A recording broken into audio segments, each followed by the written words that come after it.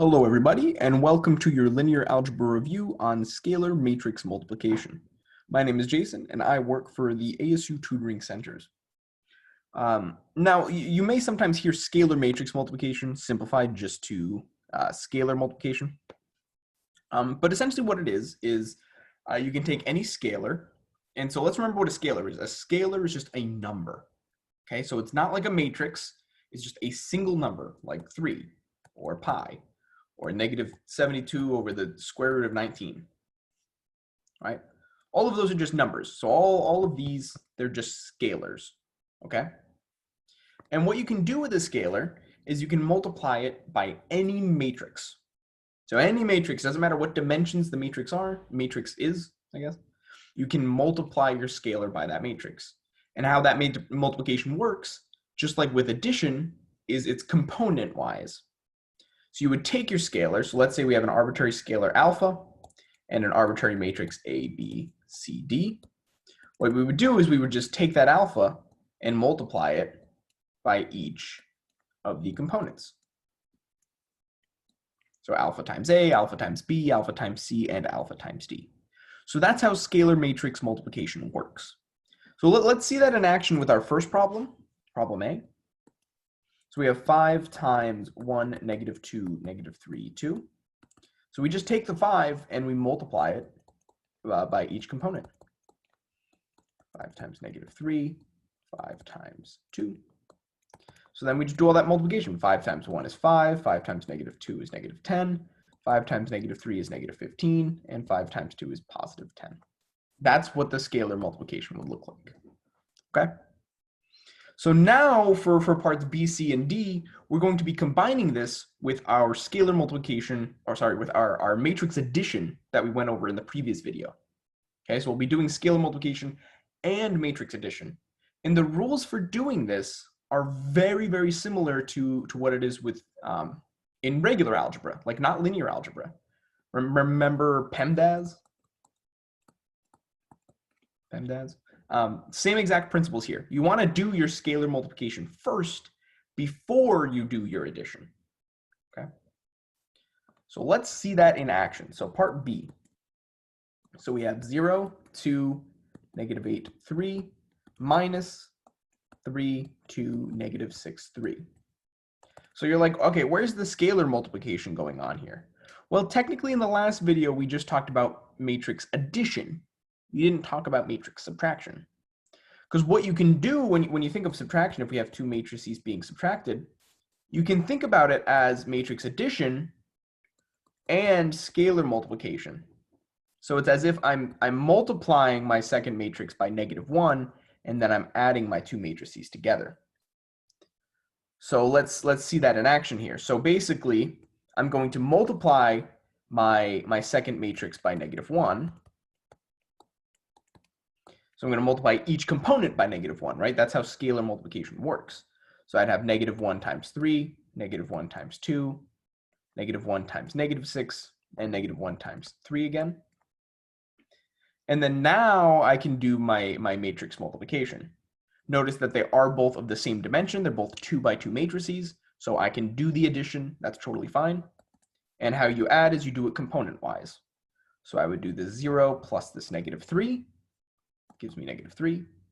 I would do this 2 plus this -2, give me 0. I would do this -8 plus this 6, which would be -2. And I would do this 3 plus this -3, which would be 0. Okay. Now, as you get more comfortable with this, you can sort of skip this middle step, and you can sort of just work it straight from here, where you just do the subtraction component-wise, right? So you can do 0 minus 3, -3. You can do 2 minus 2, 0. You can do -8 minus -6, -2, and you can do 3 minus 3, which would be 0. So as you get more comfortable, you can sort of skip that middle step of having to do the multiplication by -1 and then addition, and you can just do the subtraction component-wise. Cool. All right, let's look at our next one, part C. So we have -3 times -7, 13, minus 1/2 times 40 negative 80. So again, just like with regular algebra, we have PEMDAS, we have our order of operations. Similarly here, we'd want to do our scalar multiplication first, before we do our addition. So starting here, we would multiply this negative 3 into our matrix. And again, we do that component-wise. So we would have this negative 3 times this negative 7, which would be positive 21. And we would have this negative 3 times this 13, which would be negative 39. Okay? And then we can multiply our negative 1/2 in here. So negative 1/2 times 40 is negative 20. Negative 1/2 times negative 80 is 40. And I will be adding these together now. So because I multiplied the negative in as well, right? I multiplied it in as negative 1/2. It's now going to be an addition going between these two matrices. Okay, because I multiplied the negative in with it.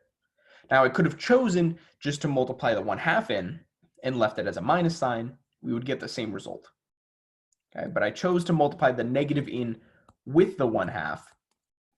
And therefore, all I'm left with is matrix addition between these two.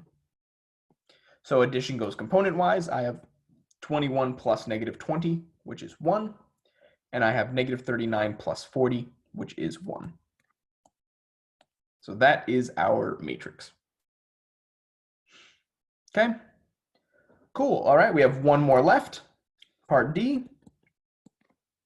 So we have 14 times the matrix 1/2, negative 1/2, 0, 3/2, 0, 5/2, plus 1/2 times negative 1, negative 1, 2, 1, oh, sorry, negative 1, 1, negative 4.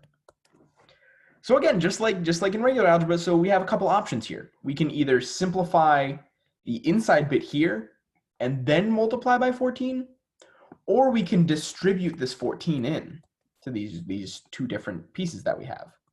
Let's do the distribution. Why not? Why not? What do we have to lose? They can't stop us.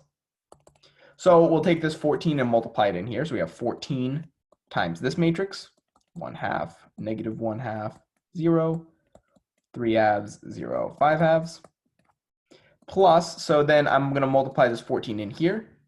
So I have my matrix being multiplied by 14 and being multiplied by 1/2, right?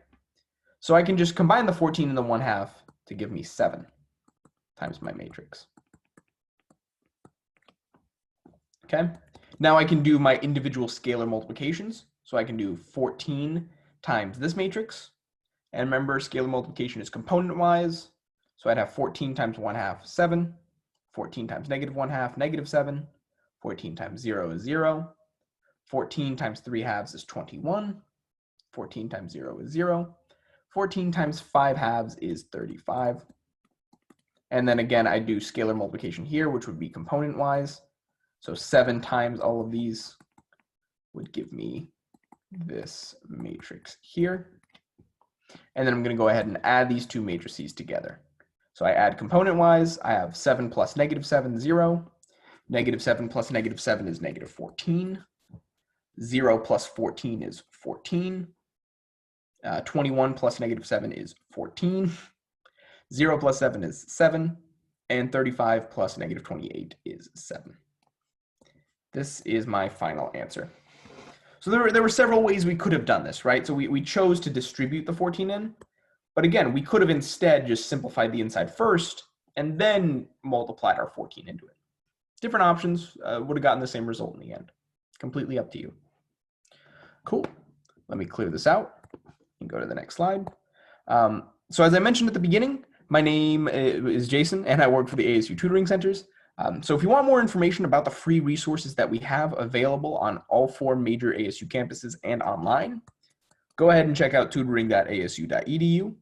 If you want more videos like this that go over specific concepts from your course, or maybe you want to see what upcoming review sessions we have for your exams in your course, go ahead and check out this link down here. Thank you all for watching and have a wonderful, wonderful day.